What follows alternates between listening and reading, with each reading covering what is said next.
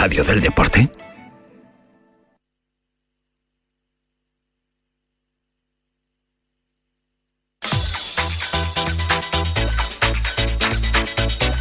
Al límite, con Fernando Soria.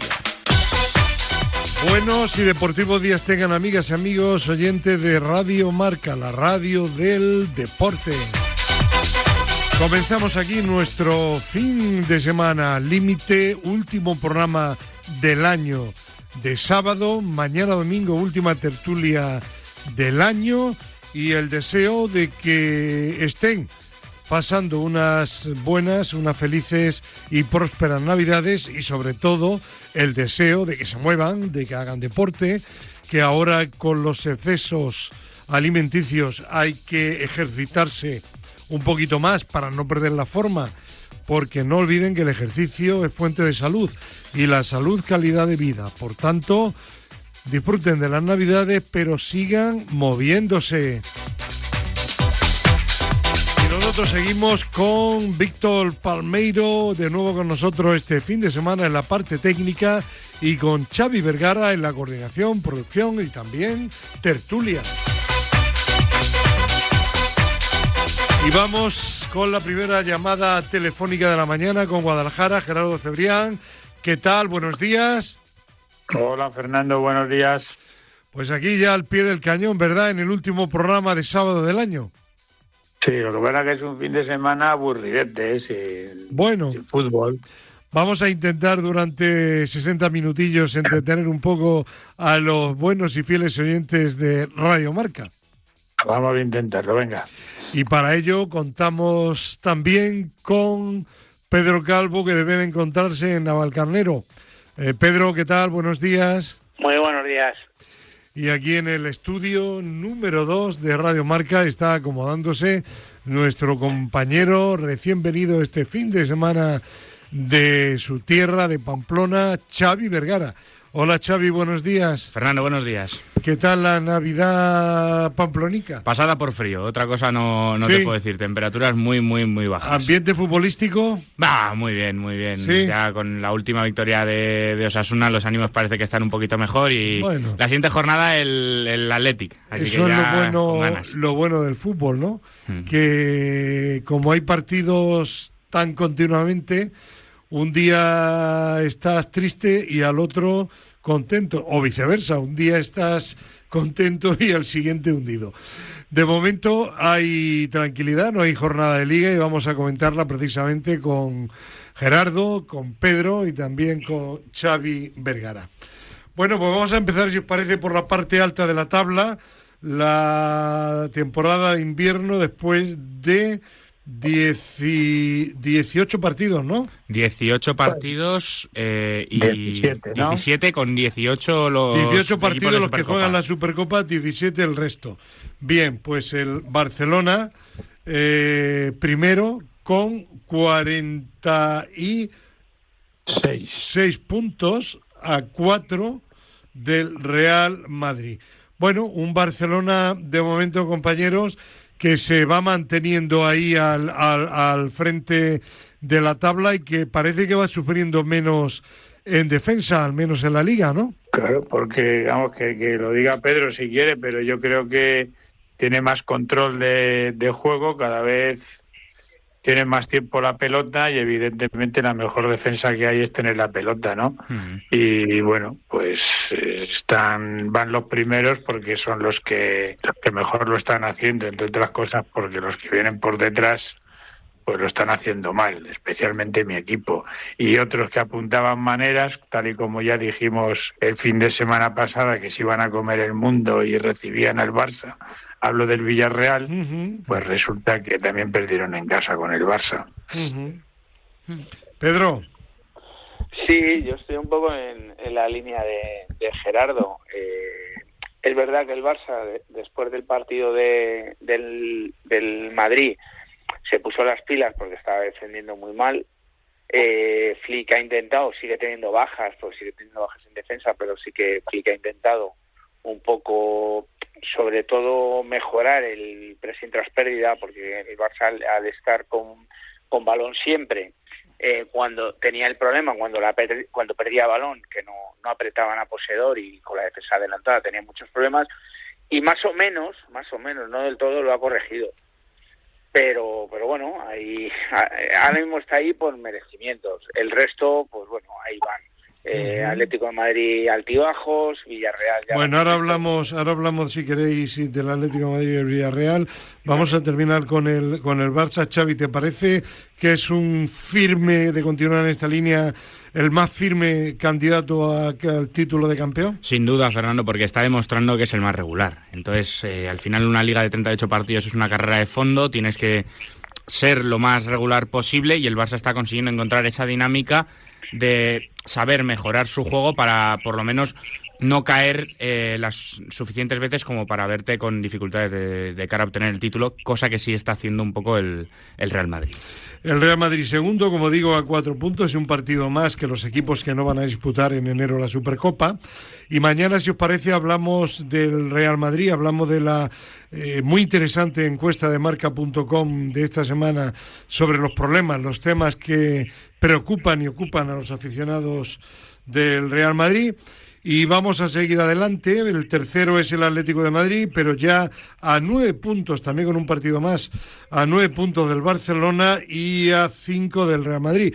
Un Atlético que ganó bien la semana pasada, pero Pedro, que me temo que mucho tienen que cambiar las cosas para que con 9 puntos de diferencia pues te puedas enganchar al título de Liga, ¿no? Hombre, todo es posible, ¿no? Pero no tendría que fallar únicamente el Barcelona, sino también el Real Madrid.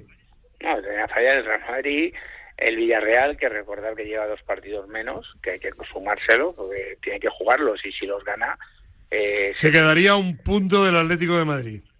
No, creo que eso del Barça. No, perdón, se quedaría un punto del Real Madrid y se quedaría 4 puntos por encima del Atlético de Madrid. Pero ojo, hay que ganarlos, que ahora hablaremos también del Villarreal, vale, que está tremendamente irregular. Que si los gana, estaría por encima. Sí. El Atlético de Madrid, yo creo que tiró el partido de Barcelona, lo puedes perder, lo jugó, lo peleó. No estoy muy de acuerdo con lo que hizo el entrenador, pero bueno, al final el Barcelona te puede ganar, como se ha demostrado, y además iba en línea ascendente. Donde no puedes perder es en Bilbao, con el Athletic. Con el Athletic no puedes perder porque además era un equipo que venía muerto y tenía que haber sacado ese partido adelante. A partir de ahí, pues ha tenido 2 partidos que los ha sacado adelante, como Valencia y Girona, pero ya sabemos lo que es el Atlético de Madrid, es que puede perder en cualquier campo. Y estando a 9 puntos, porque si estás cerca, estás a 3, estás a 1, a 2, aunque pierdas, pues siempre puede haber ese margen. Pero es que 9 puntos es que el Barcelona tenga que perder 3 partidos. 3 partidos tenga que perder. Y tú ganarlo todo. Es que yo para mí lo veo muy complicado. Como dices tú, como bien dices, puede pasar, porque ya ha pasado en otras veces, sí. Y sobre todo este año que hay mundial. Es la única esperanza que puedo tener, que hay mundial, pero muy complicado. ¿Coincidís, Gerardo y Xavi, con Pedro? Sí, completamente. Lo tiene labrado el Barça, o sea, pero y aparte de por el mérito que puedan tener y esos problemas que han tenido en defensa, que ahora parece que han corregido, no olvidemos que le han metido 20 goles, cuidado, Por eso. 20 goles al Barça en una primera vuelta hay que metérselos, pero se los han metido. Entonces, aparte de los argumentos del Barça, está el demérito de los que vienen por detrás, que es en el caso del Real Madrid concretamente, aunque hablemos mañana de ello, es el escrito de Pancho Villa. El Atlético... A ver, estamos a mitad de temporada, todo puede pasar y podemos aventurarnos a decir algo ahora y luego pueden ser las cosas, pero a tal día como hoy las cosas están como están. Estás a 9 puntos con una imagen que no demuestras toda la regularidad que deberías mostrar para ser campeón de Liga, que como bien dice Pedro, el punto clave donde se deciden los campeonatos es en ese partido en Bilbao, que no lo acabas sacando y te gana un Athletic de Bilbao que está en mínimos, entonces, claro, así es muy difícil. Bueno, pues seguimos adelante, como habéis mencionado anteriormente, cuarto Villarreal, 35 puntos, pero 2 partidos menos, uno que tiene de Liga como el resto, porque no está en la Supercopa, más el atrasado, si no me falla la memoria, contra la Unión Deportiva Levante. Si gana, se colocaría por encima, si ganan los dos, del Atlético de Madrid y a solo un punto del Real Madrid. Pero claro, como Pedro, como tú siempre dices, hay que ganarlos. Y eso está por ver. Bueno, el Villarreal, no sé si queréis añadir algo más, irregular, va a estar ahí, va a luchar por la Champions, pero yo creo que poco más, ¿no? Que no es poco, ¿no? Pero que ese es el objetivo, entrar entre los 4-5 primeros. El Villarreal necesita recuperar esa cuarta plaza y ese es yo creo, el objetivo máximo que se impusieron a principios de temporada, visto el plan de Marcelino en Champions. Creo que pusieron como fiel objetivo el cuarto puesto y decidieron tirar un poco la Champions de lado. Sí, pero al final, además, analizar, no tiene ya Copa del Rey, no va a tener Champions, porque no va a entrar dentro del grupo de 24, lo que tiene que... Y hay mucha distancia.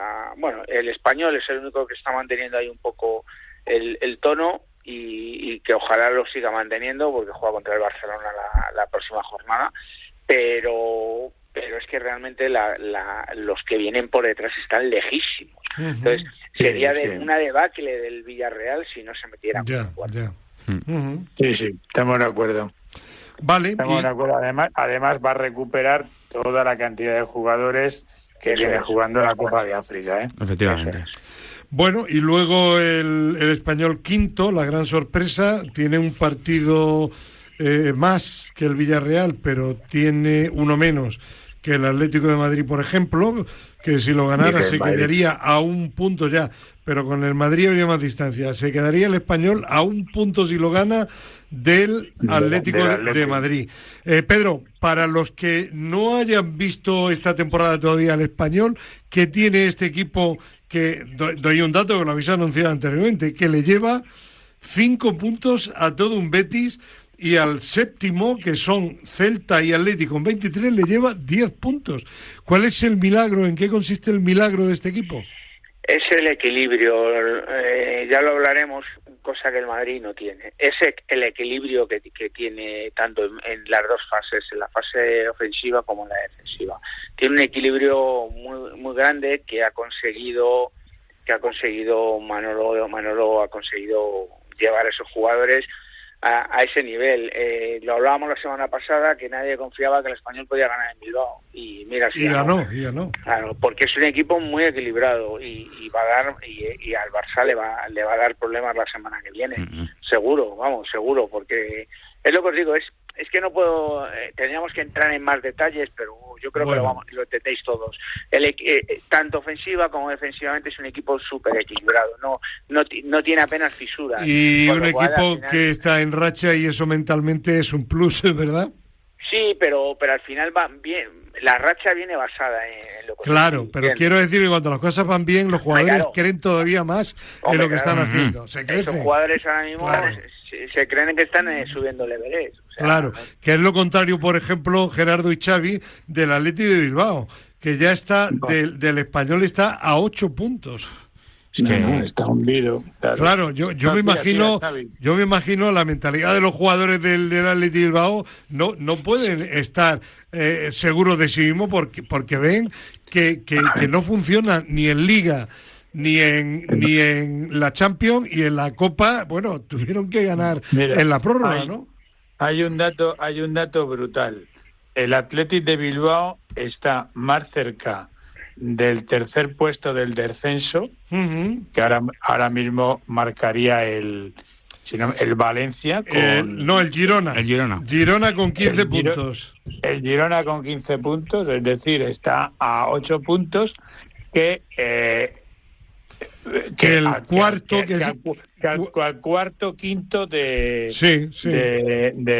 la cabeza de la liga. Entonces, bueno, pues el Athletic tiene lo que se merece deportivamente hablando. Quiero decir, lo que está mostrando sobre el campo está fatal. Fatal. Fernando, tú hablabas de mentalidad antes, que con la racha los jugadores aumentan más. Yo creo que el que primero ha perdido la mentalidad competitiva es Valverde. Y se le está viendo esta temporada, no es Ernesto Valverde para absolutamente nada. Decisiones incomprensibles desde el banquillo. no hay intervención táctica aparente ninguna. O sea, es a depender de Nico Williams y a ver qué puede hacer arriba cuando está, que esa es otra, cuando las lesiones le respetan. Entonces, el Athletic Club necesita quizá asentar un poquito unas bases, saber a qué quiere jugar y a partir de ahí empezar a encauzar. Algo tiene que cambiar evidentemente en el Athletic Bilbao para que la dinámica no siga siendo tan negativa. Bueno, ¿algo más del Athletic Bilbao? No. Vale. Seguimos Por adelante. abajo. ¿Sí, Pedro? No. Estaba diciendo que por abajo está la cosa. Vale, bueno, seguimos adelante. Bueno, por cierto, el Elche muy bien, tuvo un pequeño bajón de 2-3 partidos, pero de nuevo ha recuperado el nivel, está 10º con posibilidad de incluso de aspirar a jugar un torneo europeo la próxima temporada. Osasuna que ganó, aunque sigue únicamente a 3 puntos del descenso, pero bueno, estando 12º, como hay tanta igualdad, pues parece que están lejos, ¿no? Pero a un partido, del 12º, creo que es al 15º, 16º, están todos empatados a puntos. Sí. A 18 puntos. Para que nosotros tenemos mejor colaveras. ¿Qué cambió en el Osasuna? Pues mira, lo dije aquí, que Osasuna no era el mismo que con Yagoba en esos 15 minutos de arranque de partido. De hecho, pude estar en el Sadar y lo comentaba con mi hermana al lado. Le dije, hemos perdido esto. En la segunda parte cambió completamente todo eso. Osasuna empezó a apretar un poco, empezó a morder. El Alavés tampoco puso mucha resistencia. Y sobre todo hay un condicionante que cambió, y es que tu delantero empieza a marcar goles. Doblete de Budimir, y si tu delantero empieza a enchufar goles, pues la dinámica va a ser positiva. Muy bien, pues de momento ahí está, pero ojo, 12º, pero únicamente a 3 puntos del Girona, 18º en descenso. Antes de hablar de los equipos de abajo a abajo, me ha llamado también la atención el Rayo Vallecano, que parece también en una racha, Pedro, pues de resultado más negativa que positiva. La explicación quizá está en que jugar el torneo europeo, la Conferencia Liga, que implica más partidos, desplazamientos, la Copa del Rey también por otra parte. Bueno, aunque tiene su partido aplazado con el Granada, al final todo eso en una plantilla justita pues impacta, ¿no? Sí, al final es lo que hablábamos siempre, que para jugar Europa hay que tener plantillas amplias y de buen nivel. El Rayo no lleva 3 partidos, el Rayo ya lleva una racha, lleva más de 5 o 6 partidos, porque no consigue ganar, empata, fuera está perdiendo, y ya yo creo que el domingo pasado en Elche ya fue donde tiró ya la casa por la ventana. El repaso del Elche por fue morrocotudo. Entonces, es verdad que tiene a Jorge Frutos lesionado, tiene jugadores importantes lesionados, pero lo que tú estás diciendo, para mí son las 3 competiciones, porque de hecho en Copa pasó también con el Gancho y lleva una dinámica muy mala, y si siguen esa dinámica se le pueden complicar las cosas, porque los de abajo, acordaros que luego en la segunda vuelta los de abajo se empiezan a fluctuar. Claro, porque recordemos que Girona está en descenso con 15 puntos y únicamente a 3 de diferencia del Rayo Vallecano. Y la Real Sociedad, pues que menos mal, digo yo, pensando en los aficionados, que ya tienen nuevo entrenador, porque el equipo con 17 puntos, 16º, Gerardo, uno de tus equipos favoritos, la Real Sociedad, está únicamente a un partido del descenso, un partido que pierda, uno que gane el Girona y se queda abajo, ¿eh? Sí, bueno, ya lo advirtió, yo no era tan pesimista, pero ya lo dijo Xavi, ¿no? Y también Pedro, ¿no? Que estaban, es un equipo que no genera nada, está en descomposición, ha tenido muchas bajas en la plantilla y no está jugando ninguna competición europea, pero ha tenido unas bajas brutales, empezando por Zubimendi, ¿no? Por ejemplo, ¿no? Entonces, claro, pues imagino que tiene que notarlo, ¿no? Y sí, es cierto, pero lo que estáis comentando, el Girona 18º con 15 puntos y, ojo, el Osasuna es 12º con 18. Claro, sí, lo he comentado anteriormente, o sea, que está a un partido. Es claro. que están ahí la Real, el Valencia, el Girona, que yo creo que hay dos equipos ahí que son el Oviedo y el Levante, que lo tienen muy crudo, aunque el Levante lleva dos partidos menos. Sí, pero bueno. No lleva un partido menos. Un partido menos que los de su competencia, pero bueno, con respecto a los de Supercopa 2, con el Villarreal. Vale, pues vamos a hablar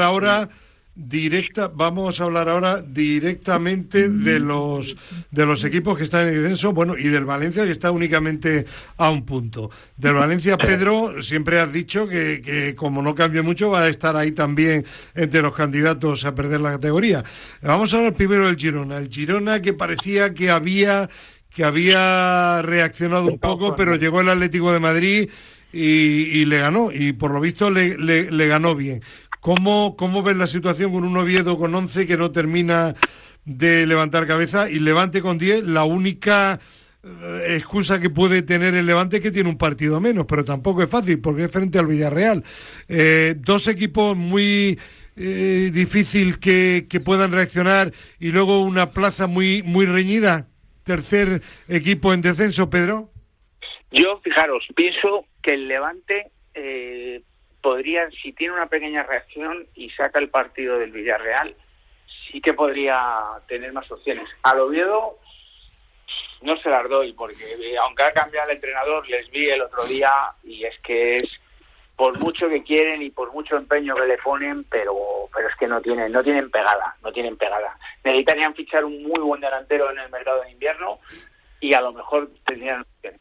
Al único que le podría dar una pequeña opción es al Levante. Al Levante sí se la podría dar. Y para la tercera plaza van a estar ahí. Yo sigo diciendo que la Real Sociedad, aunque este fin de semana va el Atlético de Madrid y les dará una alegría, pero yo creo que la Real Sociedad... Le dará una alegría. Sí, claro. Mira, acordaros, resucitan muertos. O sea, entonces yo creo que... Pero no solamente meto a la Real Sociedad, fijaros lo que os digo, meto hasta el Getafe como no se espabile, o sea, como no pique ahora en el mercado. También le dieron algún repaso. No, pero ya no solo es eso, sino, Fernando, analizar dinámicas, de dónde están viniendo.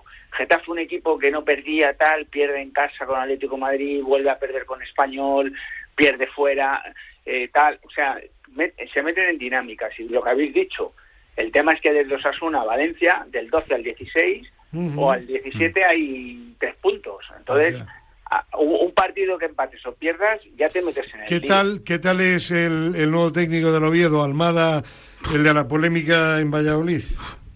Pues son entrenadores mexicanos que yo no conozco. Uruguayo. Sí, uruguayo, pero que vienen del fútbol mexicano. Sí. Es que, bueno... que yo no conozco. Entonces, al final, pues, confían en ellos porque los dueños son de México. Entonces, porque al final, tanto el de Valladolid como el de Oviedo son de México. Además, se conocían y demás, por eso han hecho el traspaso y todo lo que han hecho. Sí. Yo no... Es como el de la Real Sociedad. Traerte un entrenador de México también, que ha entrenado en México...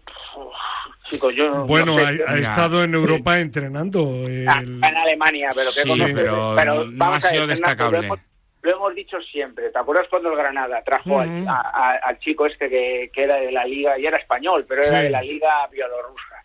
Al final, cuando tú vienes de principio de temporada, pues bueno, lo puedes hacer porque inicias trabajo desde inicio. Sí, pero cuando está ya el equipo en una dinámica negativa... Necesita un revulsivo inmediato. Acuérdate cuando trajeron al uruguayo aquel también al Granada, que no conocía la Liga Española.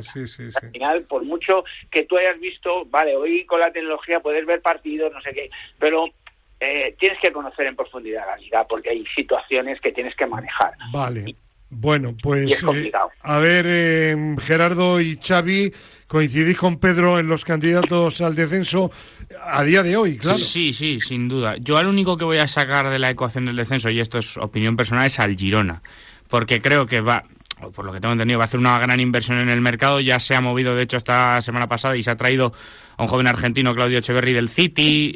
Suena Ter Stegen incluso para sacarlo en forma de cesión para que juegue de cara al Mundial. Recordemos que el Girona está... El Girona tiene un problema. Está ligado societariamente con el Manchester City. Aquí quiero hacer también un inciso, que es el por qué el Girona tiene un problema en la portería y por qué ficha Ter Stegen. Es muy pequeño.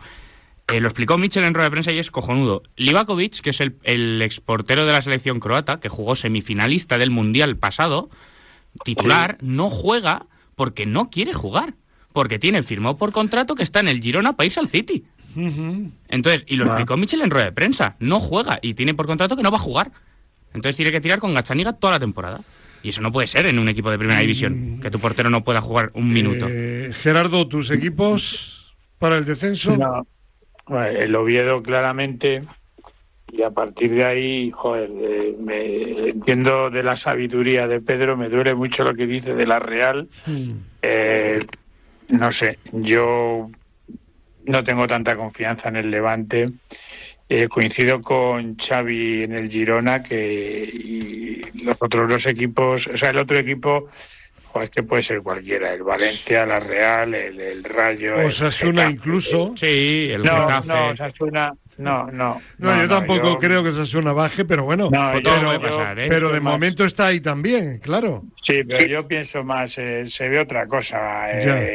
Sí. A ver, se ve otra cosa. El Getafe, como ha dicho Pedro, pues bueno, tiene mala pinta. Venga. El Rayo, cuidado, ¿eh? Vale, todo muy igualado. Sí, pero escucha, yo no doy a la Real.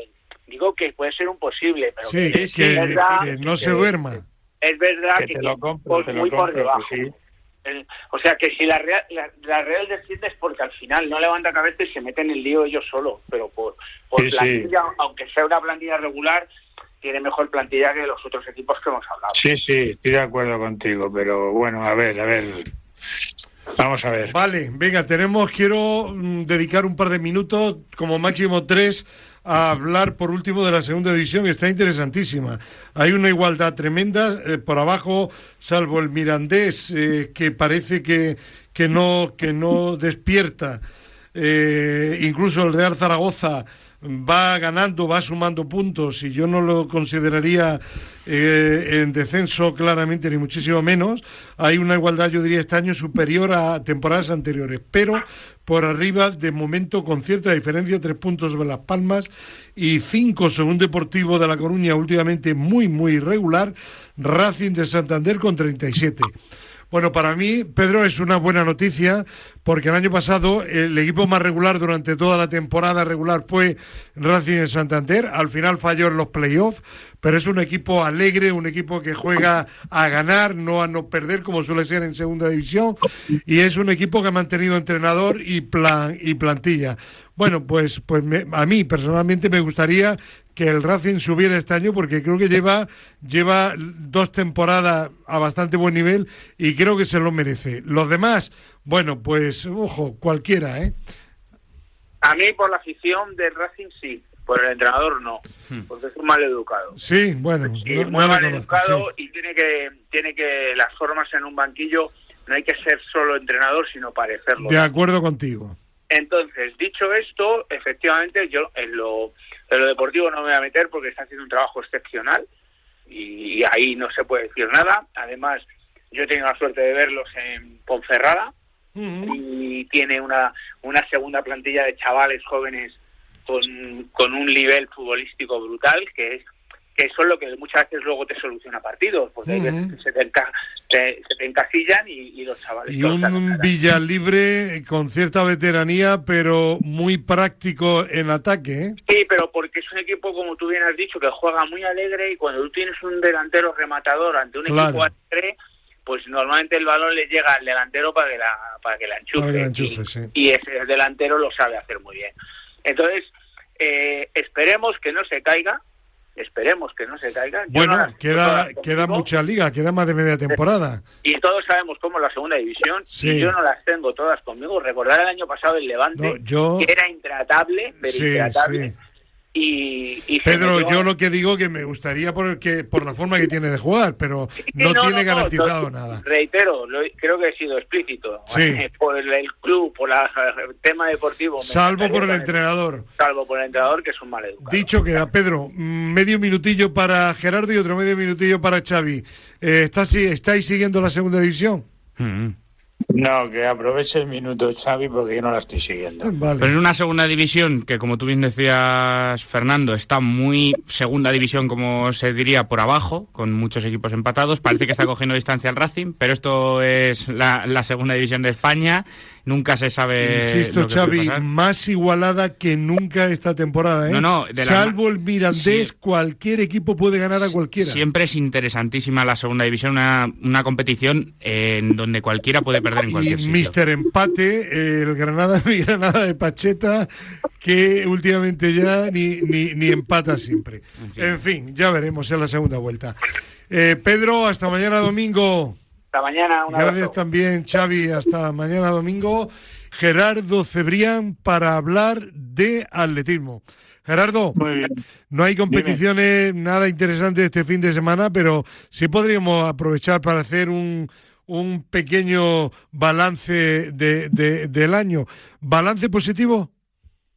Sí, muy, muy positivo porque hay que reconocer las cosas. O sea, en las competiciones importantes, la actuación de la selección española ha sido muy buena. Ha sido muy buena tanto con los jóvenes, en el Europeo Junior, donde se obtuvo la mejor clasificación de la historia con 14 medallas, que es un escándalo. Ha sido muy buena en la categoría sub-23, donde también se consiguieron muchísimas medallas, 10, que es una cifra, no es la mejor de siempre, pero sí una de las mejores. Y hubo también medallas importantes en la categoría sub-18 en los Juegos de la Juventud Europea. Y hay que reconocerlo, y encima se remata el año con la mejor actuación de la historia en el Campeonato Europa de Cross.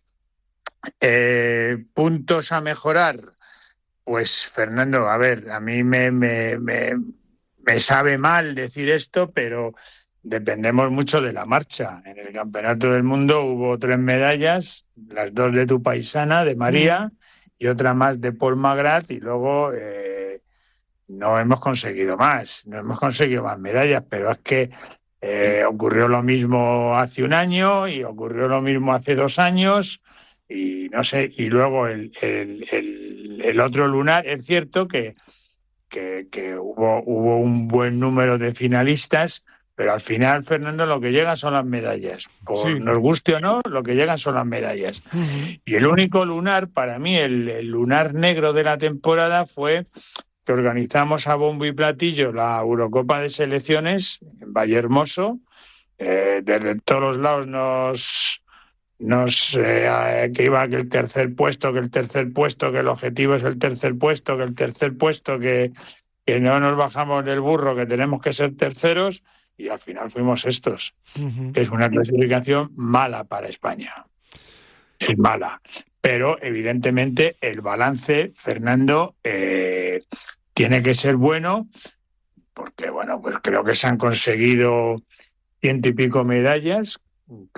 Afirmo que se han conseguido cerca de 110 medallas, además muy repartidas, 30 y tantas de oro, 30 y tantas de plata y 30 y tantas de bronce, y por lo tanto el balance tiene que ser positivo. ¿De cara al año que viene? Eso te iba a preguntar. Pues pinta muy bien la cosa, porque la gran competición del año es un campeonato Europa, el campeonato Europa al aire libre, que es en Birmingham. A nosotros los europeos evidentemente se nos dan muy bien, ahí somos cabeza de león, somos uno de los 5 mejores países de Europa. No hay mundial, no hay Juegos Olímpicos, tampoco hay competiciones que nos distraigan mucho, porque no hay Eurocopa de Naciones. Y bueno, pues tiene que ser un año importante, además, porque el Campeonato Europa es el campeonato de España, es donde España tiene que brillar. Entonces, las expectativas pues tienen que ser altas, y tenemos que ir al europeo con altura de miras. Bien, la verdad es que ha sido un buen año para el atletismo español. La puntilla, el punto sobre la I que ha faltado ha sido esa dependencia de la marcha y ese Campeonato Europa de Selecciones en Vallehermoso, que sin ser un mal puesto, el sexto, sobre todo cuando te meten en la cabeza y te bombardean que tienes que ser tercero, pues te sabe sabe agridulce. Sí. Te sabe poco. Claro. Bueno, pues el balance positivo de Gerardo Cebrián, que entiende mucho y que lo ha explicado todo muy bien. Gerardo, mañana hablamos en la tertulia Límite Dominical, en la última del año, de varios temas deportivos seguro que muy interesantes. ¿De acuerdo? Oye, estaría bien que intentaras contactar para mañana con el doctor José Luis Terrados, porque creo Terreros. que... Sí, perdón, Terreros, porque creo que hay algo de... Hay temas interesantes no estoy muy enterado, porque me ha costado, no he conseguido ningún tipo de información, pero creo que hay un informe por ahí de la Agencia Mundial muy interesante del número positivo en 2023. Mañana lo anuncio ya, lo abordaremos. Un abrazo, Gerardo, gracias. Venga, hasta luego. Bueno, vámonos ahora, cambiando de tema totalmente, vámonos a Granada, porque tenemos comunicación telefónica con María Quirante, doctora de la Universidad de Granada y uno de los 5 creadores de Metrievent. María, ¿qué tal? Buenos días. Hola, muy buenos días. Pues la primera pregunta es muy obvia. Dirán los oyentes de Al Límite de Radio Marca, ¿qué es Metrievent? Pues bueno, Metrievent es una empresa que hemos creado entre distintos sectores como el marketing y las ciencias del deporte para medir y explicar el impacto real de los eventos deportivos. Bueno, es de reciente creación, ¿no? Sí, la hemos creado hace muy poco. Llevamos a cabo varios estudios pilotos y al final pues ha nacido la empresa. Bueno, ¿y cómo funciona esta herramienta? Pues bueno, nosotros a raíz de la ciencia pues creamos diferentes cuestionarios haciendo también uso de otro tipo de herramientas para medir todo las diferentes áreas de impacto que deja el evento deportivo. Con esos informes lo que queremos es, nosotros obtenemos datos reales basados en la ciencia y el organizador, las federaciones, ayuntamientos, etcétera, pues con ello podrán obtener un informe con el que ver si falta cualquier cosa, mejorar, hacer una licitación, lo que sea. Nosotros hacemos un análisis completo, 360 grados, de las diferentes áreas de impacto. Y me imagino que un objetivo claro que es facilitar la labor de todos los organizadores de eventos deportivos. Exacto.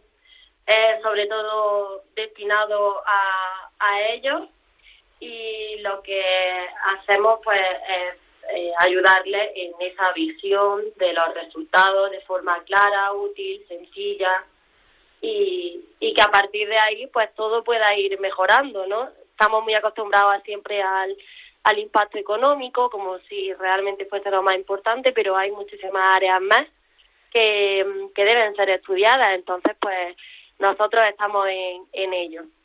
Pues ya lo saben los oyentes que organicen o conozcan a organizadores de eventos deportivos que tienen Metrievent, una herramienta muy interesante y muy complementaria para su actividad. Pues María Quirante, muchísimas gracias por tu presencia en Al Límite en Radio Marca y feliz año para ti y para todos los miembros de la Universidad de mi tierra de Granada y también personalmente de Metrievent. Un abrazo, gracias. Muchísimas gracias, feliz año. Adiós. Bueno, y de Granada abajo en el mapa nos vamos a ir arriba a la tierra de Xavi Vergara, nos vamos a Navarra porque tenemos comunicación telefónica con Miquel Izquierdo, catedrático de la Universidad Pública de Navarra. Miquel, ¿qué tal? Buenos días. Hola, buenos días. Hablábamos anteriormente de una herramienta para facilitar los eventos deportivos. En tu caso eres un auténtico especialista en facilitar, en mejorar la salud a través del ejercicio de las personas, sobre todo de las personas mayores, ¿no? Bueno, pues ahí estamos intentando trasladar el conocimiento que teníamos o que tenemos del deporte de alto nivel, de alto rendimiento, a mejorar la calidad de vida de las personas, pero se nos está resistiendo un poco. Bueno, porque los que podrían tomar medidas, que son los responsables de las administraciones, pues les cuesta planificar con vistas a réditos futuros. Quieren réditos inmediatos y eso en la salud es complicado, ¿no? Sí, bueno, en la salud y en el alto nivel. Tener una medalla de oro con una ventana temporal de 2 años no se puede. Esto hay que hacer una inversión, claro. Hay que hacer una formación, hay que hacer pues hay que implementarlo, escalarlo, y todavía, pues a pesar de la gran evidencia que existe, todavía seguimos usando estas frases que a mí ya cada vez me irritan más, ¿no? De menos pastillas y más zapatillas, o 10.000 pasos. Es decir, ahora mismo el conocimiento en el mundo de los efectos del ejercicio físico, reglado, estructurado, individualizado, es muy potente como para seguir no recetándolo, que ya lo hemos dicho muchas veces. Esto no es ético actualmente con el conocimiento que existe. Y luego, una vez que se cruza la línea de entender que el ejercicio físico es un potente coayudante, es decir, esto no sustituye ningún fármaco, sino que va de la mano, ayuda, alivia de alguna manera los efectos de algunos fármacos, o incluso a veces es el único fármaco, pues hay que hacerlo bien. Claro, bueno, la frase tuya yo creo que es muy, muy clara, ¿no? Hay que tratar el ejercicio como si fuera un fármaco. Claro, y esto supone pues muchas cosas, supone medir, supone individualizar, supone modificarlo en el tiempo, supone realizar progresiones. Es decir, esto es como si nos dan un fármaco y te dicen, bueno, pues tómate esto hasta que no puedas más. Esto no funciona así. Perdona, Miquel, en una entrevista reciente que he leído, me parece que era en El País, decías algo así como que hay que olvidarse de lo de caminar 10.000 pasos diario y pasar a un concepto en el que se prescriba el ejercicio como unas dosis, con unos objetivos, que se haga un seguimiento igual que cualquier otro tratamiento. Claro, es donde estamos actualmente en la investigación y en la práctica clínica. Ya el ejercicio se ha probado que es un medicamento, y esto en el artículo que salió recientemente en El País se deja muy claro. Es decir, en el New England Journal of Medicine, que para la gente que nos está escuchando es una de las revistas más importantes en el mundo en medicina, ¿no? En ejercicio, ya han mostrado que el ejercicio físico estructurado es un medicamento contra el cáncer. Es decir, que hay que recetarlo porque de alguna manera mejora la calidad de vida y reduce la mortalidad. Y esto está ya de alguna manera impregnando diferentes especialidades médicas, no solamente el cáncer, sino la fragilidad, las caídas, la sarcopenia, la diabetes, la hipertensión, en la que vamos a encontrar siempre evidencias cada vez más potentes, más científicas, en las que el ejercicio tiene que ser administrado como un fármaco, a veces con el fármaco, claro. Otras veces para paliar los efectos adversos que tienen algunos fármacos. Algunos fármacos producen fatiga, somnolencia, otros hipotensión, otros inhiben o bloquean, por decirlo de manera más sencilla, adaptaciones al ejercicio, y el ejercicio está ahí para poder pues mejorar el tratamiento farmacológico. Y a veces, insisto, como por ejemplo cuando una persona pierde masa muscular o cuando una persona tiene fragilidad, no hay fármacos descritos, solamente el ejercicio va a estar ahí para poder reducir esos efectos. Lo que pasa es que, Miquel, luego hay una segunda parte. Habría que formar adecuadamente a los médicos para que lo prescribiesen de forma correcta, ¿no? Sí, bueno, actualmente en el currículum de las universidades públicas españolas no existe una asignatura como tal de ejercicio físico. En la Universidad Pública de Navarra sí que tenemos la suerte de tener una asignatura en tercer semestre que se llama Ejercicio Físico y Capacidad Funcional.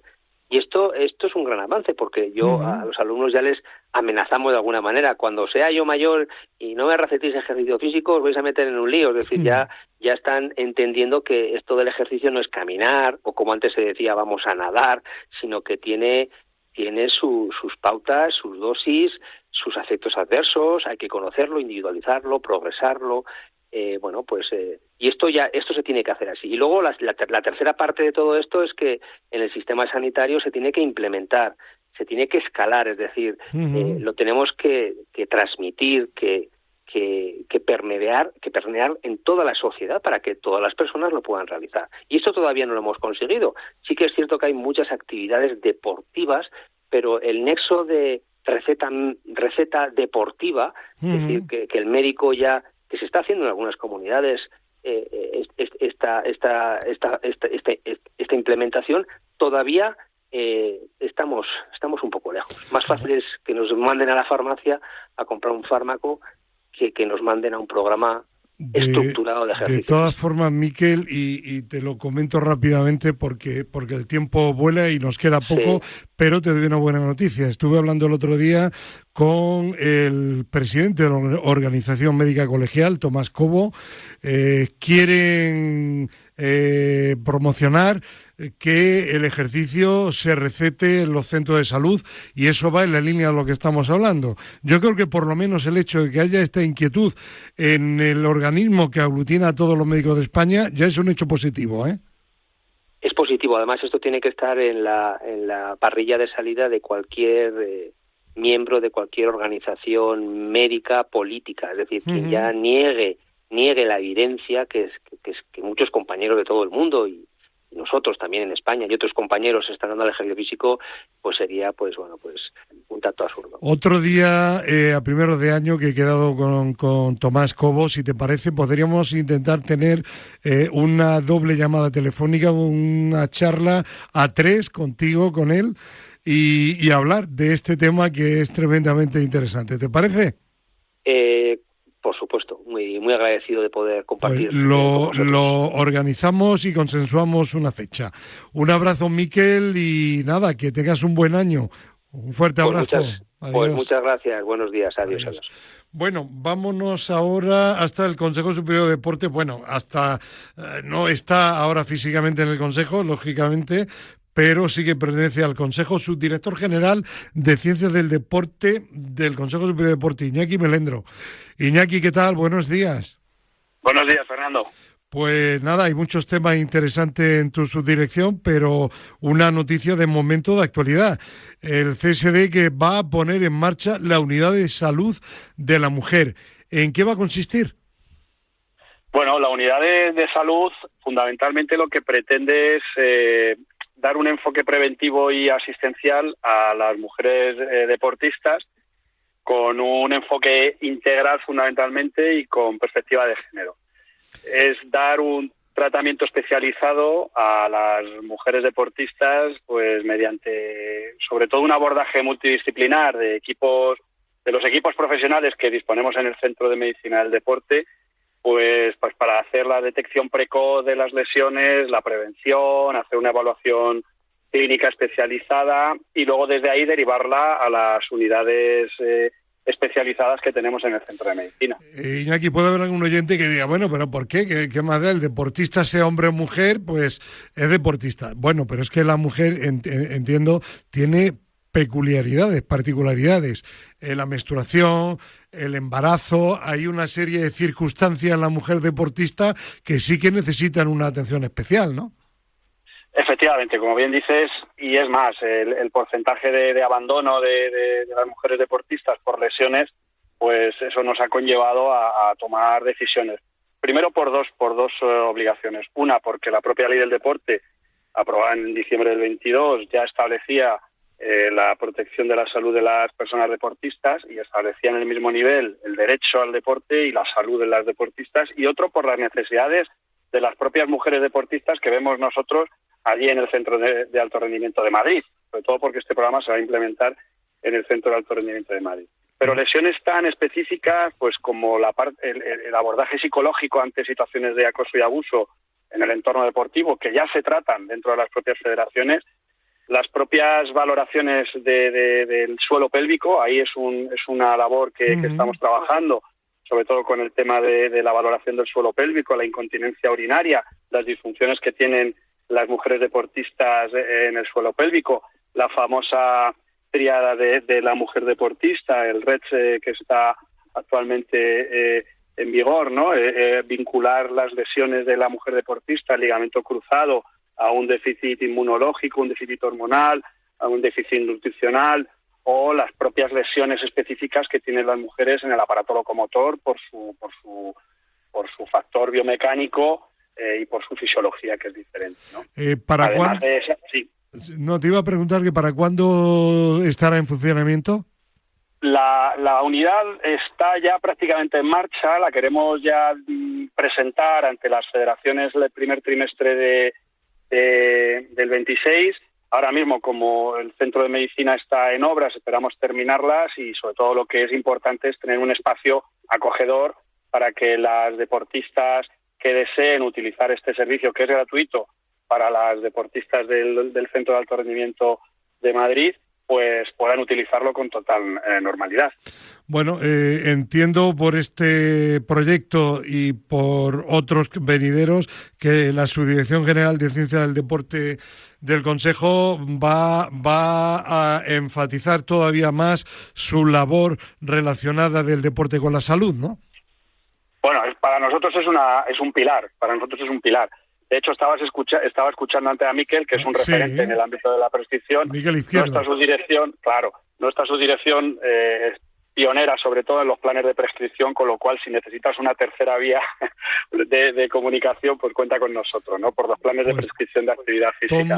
Tomo nota de ello para ese debate que yo creo que va a ser muy interesante. Sí.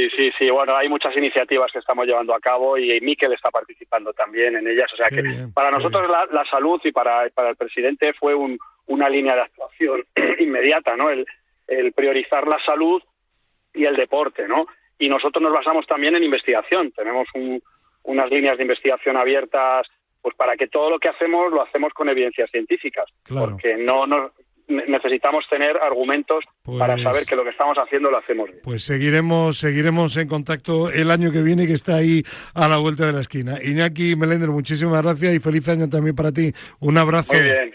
Muchas gracias, Fernando. Feliz Navidad. Igual. Bueno, y en este último programa de Al Límite del año tenemos una última comunicación telefónica, bueno, penúltima, porque luego está la doctora, con un buen amigo, don Vicente Martínez Zorga, que hoy va a hablar, va a intervenir en calidad de uno de sus muchos cargos, secretario general de la Asociación del Deporte Español.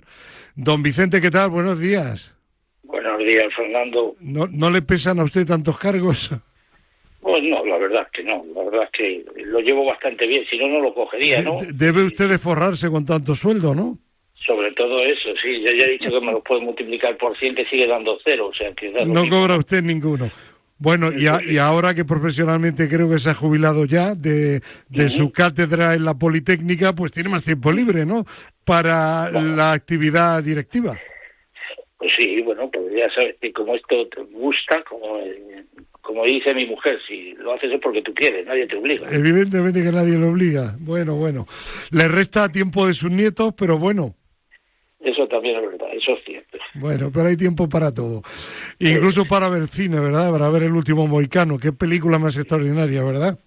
Sí, pero ahí solo quedas tú ya. Nuestra película favorita, sí, la mía sobre todo, sí. Bueno, vamos a hablar de algo interesante. Tercera edición del estudio sobre mujeres directivas y profesionales en el deporte federado español. ¿Ya hay conclusiones? Pues sí, bueno, hicimos desde ADER, de la Asociación del Deporte Español, se creó la Red de Mujeres del Deporte Español pues en el año 21. Hicimos un estudio en el 22 con pocos datos en aquel momento, lo repetimos en el 23, que ya aportábamos el deporte federado autonómico al nacional, y ahora hemos hecho en el 25, pues en octubre terminamos el estudio que tú acabas de comentar. Sí, señor, y resultados tenemos que poquito a poquito vamos avanzando, ¿no? En el tema de incorporar a la mujer a nivel directivo en el deporte federado. Bueno, poquito, pero se va haciendo. A nivel directivo nacional ya son un 42%. Sí, y sobre todo ese dato que tú dices, eso en las secretarías gerencias generales, secretaria general gerente. Yo creo que esto tiene que llevar su ritmo, no podemos forzarlo excesivamente. A veces se fuerza por la ley, lo sabemos, del tema de subvenciones en el CSD con las federaciones españolas, porque haya una representación en las juntas directivas, que no siempre, pues obviamente se acomoda a la realidad ni a la voluntad, ¿no? Y eso tampoco es bueno. Yo creo que esto es un tema que deben hacer por sí solo. En este momento, si pensamos, solo hay un 30% de mujeres en las facultades de educación física, y sobre todo solo hay un 20% que se incorporan después a másteres de dirección y gestión deportiva. Entonces también esos son datos que, claro, ahora hay un 70% de alumnas de medicina, y hace 100 años no había médicas prácticamente, imagino, ¿no? Pues, yo creo que las cosas tienen que fluir por su cauce, y que en este sentido lo estamos haciendo bien, ¿no? El poner a las mujeres en contacto, que ellas mismas dinamicen sus redes, se comuniquen y digan, oye, pues podías hacer esto, pues podías mejorar por aquí. Bueno, yo creo que la Secretaría General es un buen camino para acceder después a las presidencias también. Ahí está precisamente, yo creo que la gran asignatura pendiente. Únicamente a nivel de presidencia, federaciones nacionales, el porcentaje se ha reducido al 1,5%. Es decir, solo hay una mujer presidenta.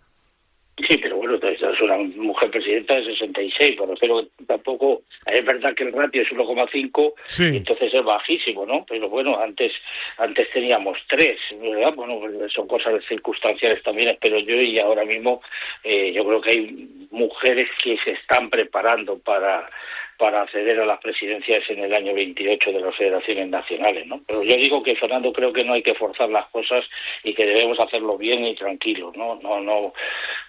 Esto es aunque haya, no sea mi caso, digo, pero hay muchos puestos directivos que sí que son profesionales, y entonces pues yo creo que al final se debe llegar con una formación, ¿no? Y claro. Tienes que quererla y adquirirla. O sea, hay muchas. Bueno. Hace un poco daba yo una charla y decía que muchas mujeres que obviamente han truncado su vida administrativa, digamos, dentro de una federación, cuando ya han conciliado con la maternidad y se les dice que vuelvan, muchas veces pues las mujeres vuelven a decir lo mismo, pues mientras mis suegros o mis padres me necesiten, bueno, ya. Entonces, claro, muchas veces no es voluntad solo decir, no, es que sí hay posibilidades, es que las tienes que querer, y muchas veces, pues bueno, tú te priorizas tus valores, ¿no? Efectivamente hay una tendencia positiva, una tendencia en que la mujer cada vez se incorpora más a la dirección en el mundo del deporte, y este buen estudio de ADEP lo corrobora. Bueno, y como estamos en el último programa del año, le voy a hacer una última pregunta del año de balance. Para ADEP, la Asociación del Deporte Español, el balance del 25 es bueno. ¿Hay buenas perspectivas para el 26? Yo creo que es un referente de que el deporte federado unido pues es mucho más fuerte, lógicamente, y tiene mucha más capacidad de generar, ¿no? Proyectos y visibilidad. Bueno, pues fuera de nuestro deporte rey, obviamente el resto de modalidades deportivas no es tan fácil que tienen para defenderse, entonces, y para ser escuchados o vistos, ¿no? Pero yo creo que ADES en ese sentido cumple una buena labor, que ha sido un año magnífico, y yo por hoy las perspectivas para el 26 yo creo que también son buenas, ¿no? Sobre todo si aquí tenemos un problema, y tú eres conocedor de él, y es la intranquilidad política que vivimos. No digo solo a nivel nacional, estoy hablando en este momento a nivel deportivo, ¿no? Los cambios que se producen a nivel directivo en los órganos nacionales de gobierno no nos ayudan, ¿no? Pero bueno, oye, es lo que hay. Hay que aclimatarse a lo que hay y a ver si hay suerte y cambia pronto. Bueno, don Vicente, que tenga un buen inicio de año, y que seguiremos hablando, si le parece, de deporte el año que viene aquí en Al Límite en Radio Marca. Por supuesto, un placer como siempre, Fernando. Un fuerte abrazo y gracias. Buenos días. Adiós. Bueno, y terminamos con nuestra doctora hiperfavorita, Ana María Jara Marcos. Buenos días. Muy buenos días. Hoy hablamos sobre el síndrome compartimental crónico. Es una patología conocida como gangrena de la marcha o del sobreesfuerzo, y ocurre o es diagnosticado en el 14% de los pacientes con dolor en extremidades sin una clara etiología o desconocida.